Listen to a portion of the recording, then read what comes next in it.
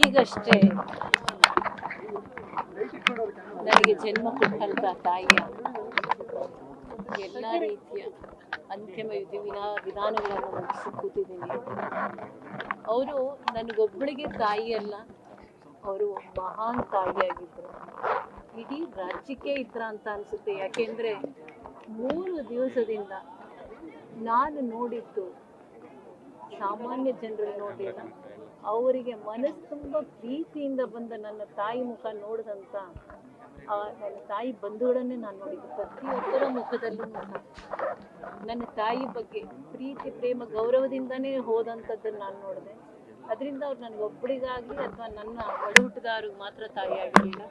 ಈ ರಾಜ್ಯದ ಅನೇಕ ಜನ ಹೆಣ್ಣು ಮಕ್ಕಳಿಗೆ, ಗಂಡು ಮಕ್ಕಳಿಗೆ ತಾಯಿ ಥರ ಭಾವನೆ ಕೊಟ್ಟು ಹೋದಂಥ ಮಹಾನ್ ಚೇತನ ಅಂತ ನಾನು ಹೇಳ್ತೀನಿ.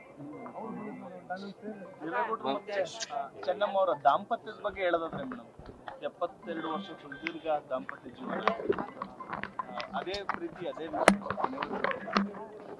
ಖಂಡಿತ. ಅವರು ನಾವು ಚಿಕ್ಕ ವಯಸ್ಸಿಂದ ಯಾವಾಗಲೂ ಜಗಳಾಡಿದ್ದೇ ನಾವು ನೋಡಿಲ್ಲ. ಏಕೆಂದರೆ ಅಪ್ಪನಿಗೆ ರಾಜಕೀಯ ಒತ್ತಡದಲ್ಲಿ ಏನಾದರೂ ಅವರಿಗೆ ಮನಸ್ಸಿನಲ್ಲಿ ವ್ಯತ್ಯಾಸ ಆಗಿ ಕೋಪ ಬಂದರೆ ನಮ್ಮಮ್ಮ ಯಾವತ್ತೂ ಮಾತಾಡ್ತಿರ್ಲಿಲ್ಲ. ಅವ್ರೇನೇ ಹೇಳಿದ್ರು ಸುಮ್ಮನೆ ಇರ್ತಿದ್ರು. ನಮ್ಮ ತಂದೆ ಅವರೇ ಒಂದು ಸ್ವಲ್ಪ ಹೊತ್ತಂದ್ರೆ ಅಯ್ಯೋ ನಾನು ಏನಕ್ಕೆ ಸಿಟ್ಟು ಮಾಡ್ಕೊಂಡೆ, ಅವಶ್ಯಕತೆ ಇರಲಿಲ್ಲ. ಹಾಗೆ ಅವರಿಬ್ಬರು ಯಾವತ್ತೂ ಯಾವುದಕ್ಕೂ ಜಗಳಾಡಿದ್ದಂತೂ ನಾನು ನೋಡಿಲ್ಲ, ಜಗಳಾಡಿದ್ದು ನೋಡಿಲ್ಲ. ಈಗ ನೋಡಿದ್ದೀನಿ, ನನಗೊಂದು ಹೆಣ್ಮಗಳು ಹೇಳ್ತಿತ್ತು, ನಂಗೆ ಕೋಪ ಬಂದರೆ ನನ್ನ ಗಂಡ ಜೊತೆ 3 ದಿವಸ ಮಾತಾಡಲ್ಲ. ಹಂಗೆ ಅವ್ರ ಮಾತು ಬಿಟ್ಟ ದಿನಗಳೇ ಇಲ್ಲ, ಯಾವತ್ತೂ ಇಲ್ಲ. ಅದು ಇತ್ತೀಚಿನ ದಿನದಲ್ಲಿ ನಮ್ಮ ತಾಯಿಗೆ ಆರೋಗ್ಯ ಸಮಸ್ಯೆ ಇದ್ದಾಗ ಅವರಿಗೆ ಮನಸ್ಸಿಗೆ ತುಂಬ ನೋವಾಗೋದು. ನಾನು ಇಷ್ಟೆಲ್ಲ ಪೂಜೆ ಮಾಡಿದೆ, ಯಾತಕ್ಕೆ ನಂಗೆ ಭಗವಂತ ಆರೋಗ್ಯದಲ್ಲಿ ವ್ಯತ್ಯಾಸ ಕೊಟ್ಟ ಅಂತ ಅವ್ರಿಗೆ ತುಂಬ ನೋವಿತ್ತು. ಏಕೆಂದರೆ ಅವರಿಗೆ ಮಾನಸಿಕವಾಗಿ ಅವರ ಆರೋಗ್ಯದಲ್ಲಿ ಏನೂ ವ್ಯತ್ಯಾಸ ಇರಲಿಲ್ಲ. ದೈಹಿಕವಾಗಿ ಅವರು 2 ಸರಿ ಮನೇಲಿ ಬಿದ್ದರು, ಗ್ಯಾಪ್ ಆಫ್ 6 ಮಂತ್ಸಲ್ಲಿ. ಅವರಿಗೆಲ್ಲೋ ಅವರಲ್ಲಿ ಆತ್ಮವಿಶ್ವಾಸ ಹೊಟ್ಟೋಯ್ತು. ಮತ್ತೆ ಪದೇ ಪದೇ ಬಿದ್ದರೆ ಸಮಸ್ಯೆ ಆಗುತ್ತೆ ಅಂತ ಅವರು ಓಡಾಡೋದಕ್ಕೆ ಬಿಟ್ಟುಬಿಟ್ರು. ಅದರಿಂದ ಅವರಿಗೆ ಸಪೋರ್ಟ್ ಇರದೆ ಎದ್ದು ನಿಲ್ಲೋದು, ಓಡಾಡೋದು ಆಗ್ತಿರ್ಲಿಲ್ಲ. ಅಂಥದ್ದಿಂದಲೇ ಅವ್ರು ಊಟ ಮಾಡೋಕ್ಕೆ ಹಠ ಮಾಡೋರು. ಅಪ್ಪ ಪಕ್ಕದಲ್ಲಿ ಬಂದು ಕೂತ್ರೆ ಅವ್ರ ಮಾತು ಗೌರವ ಕೊಟ್ಟು ಊಟ ಮಾಡ್ತಿದ್ರು. ಅದರಿಂದ ನೋಡಿ, ಇದು ಅಮ್ಮ ಒಂದು ಕಾಲದಲ್ಲಿ ಅವರಿಗೆ ತಾಂಬೂಲನ ಕೊಟ್ಟು ವಿಳ್ಯದೆಲೆಯಲ್ಲಿ ಕೊಟ್ಟಿರೋದು ನೀವು ಅದೊಂದು ವಿಡಿಯೋ ನೋಡಿರ್ಬೋದು. ಅವರೇ ವಿಳ್ಯದೆಲೆಯನ್ನು ತೆಗೆದು ಮಡಿಸಿ ಕೊಟ್ಟಿರೋದು. ಅದರಲ್ಲಿ ಅವ್ರ ಆ್ಯಕ್ಷನ್ನು ನೋಡಿ ಅಮ್ಮಂದು, ಅಯ್ಯೋ ನೀವು ಹಿಂಗೆ ಮಾಡ್ತಿದ್ದೀರಾ, ದಟ್ಸ್ ವಾಟ್ ಹರ್ ವರ್ಡ್ಸ್, ಅಯ್ಯೋ ಅಂತ. ಹಾಗೆ ಅಂದರೆ ಒಂದು ಕಾಲದಲ್ಲಿ ನನ್ನ ತಾಯಿ ಅವ್ರ ಸೇವೆ ಮಾಡಿದ್ರು. ಆದರೆ ಅವರು ಮಹಾಪುಣ್ಯವಂತ ಅನಿಸುತ್ತೆ. ಅವರಂಥ ಪ್ರೀತಿ ಗೆದ್ದಿದ್ರು ನಮ್ಮ ತಂದೆದು, ನಮ್ಮ ತಾಯಿನೂ ಅಷ್ಟೇ. ಅವ್ರ ಬಗ್ಗೆ ಎಲ್ಲೂ ಒಂದು ಸಣ್ಣ ಚಕಾರ ಕನಸಲ್ಲೂ ಸಹ ಹೇಳ್ತಿರ್ಲಿಲ್ಲ ಅನ್ಸುತ್ತೆ, ಯಾವತ್ತೂ ಇಲ್ಲ.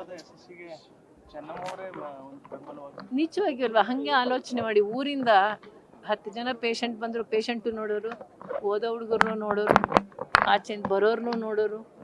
ನಾವೇ 2-3 ಜನ ಕೆಲಸದಲ್ಲಿ ಇಟ್ಕೊಂಡು ಸರಿಯಾದ ರೀತಿಲಿ ಕೆಲಸ ಮಾಡ್ಕೊಳ್ಳೋಕೆ ಕಷ್ಟ ಆಗಿದೆ ನಮಗೆ. ಅವರೇ ಮಾಡೋರು. ನಿಮ್ಗೆ ಇನ್ನೂ ಒಂದು ಹೇಳಿದ್ರೆ ಹೌದಾ ಅನ್ಬೋದೇನೋ.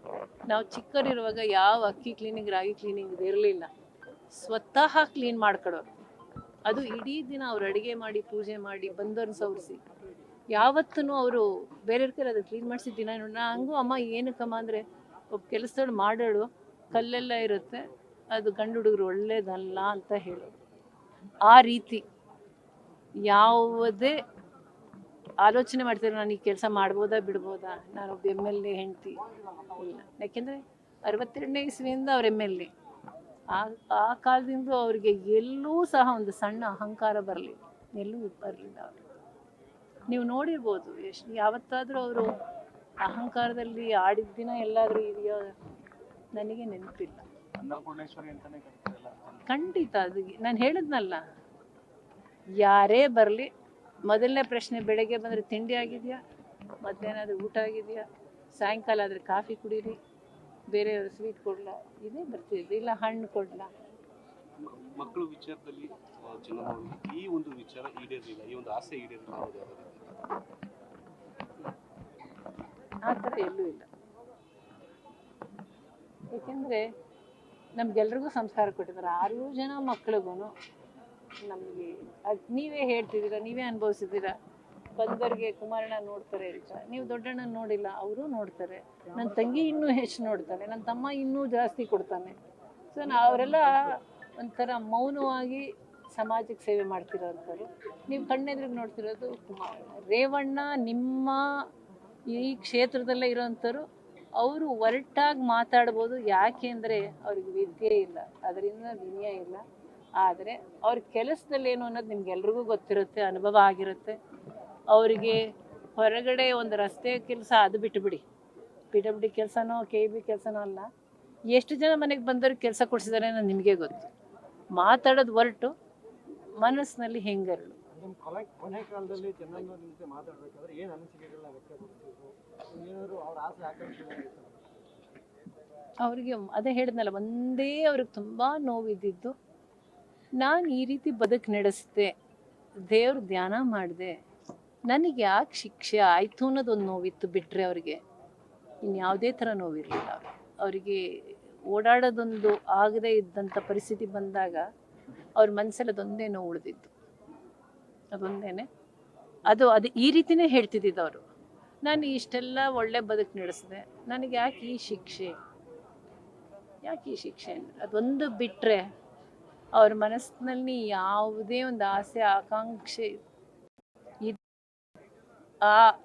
ಇದರಲ್ಲಿ ಹೋಗಿದ್ದಾರೆ ಅನ್ನೋದು ಕಿಂಚಿತ್ತೂ ಅನುಮಾನ ಬೇಡ. ಇವತ್ತು ನಿಮಗೆ ಫಲ ಕೊಟ್ಟಿದೆ ಅಂತ ಅನಿಸ್ತಾ ಇಷ್ಟು ಜನ ನೋಡಿ ಅವರ ನಾನು ಹೇಳೋದು ಅವರು ದೈವದ ಆರಾಧನೆ ಒಂದು ಕಡೆ ಆದರೆ, ನಾನು ಹೇಳಿದ್ನಲ್ಲ, ಬಂದಂಥ ಜನರಿಗೆ ಸತ್ಕಾರ ಮಾಡಿದ್ದು ಇನ್ನೊಂದು ಕಡೆ, ಸಹಾಯ ಮಾಡಿದ್ದೊಂದು ಕಡೆ. ಅದೇನೇ ಅವರಿಗೆ ಇವತ್ತಿನ ದಿವಸ ಶ್ರೀರಕ್ಷೆ ಆಗಿದ್ದಿದ್ದು. ಎಲ್ಲರನ್ನೂ ಒಂದು ಮಟ್ಟಕ್ಕೆ ಗುರಿ ಮುಟ್ಟಿಸಿರೋದು. 6 ಜನನ ಒಂದು ಗುರಿ ಮುಟ್ಟಿಸಿದ್ದಾರೆ ಅಂದರೆ ಅದು ಅವರ ಸೇವೆ, ಸತ್ಕಾರ, ತ್ಯಾಗದ ಜೀವನ ಮತ್ತು ಅವರ ಪ್ರಾರ್ಥನೆಗಳೇ ನಮಗೆಲ್ಲ ಶ್ರೀರಕ್ಷೆ. ನ್ಯೂಸ್ ಫಸ್ಟ್ ನಿರ್ಭೀತಿಯಿಂದ ನಿಮ್ಮ ಪರವಾಗಿ.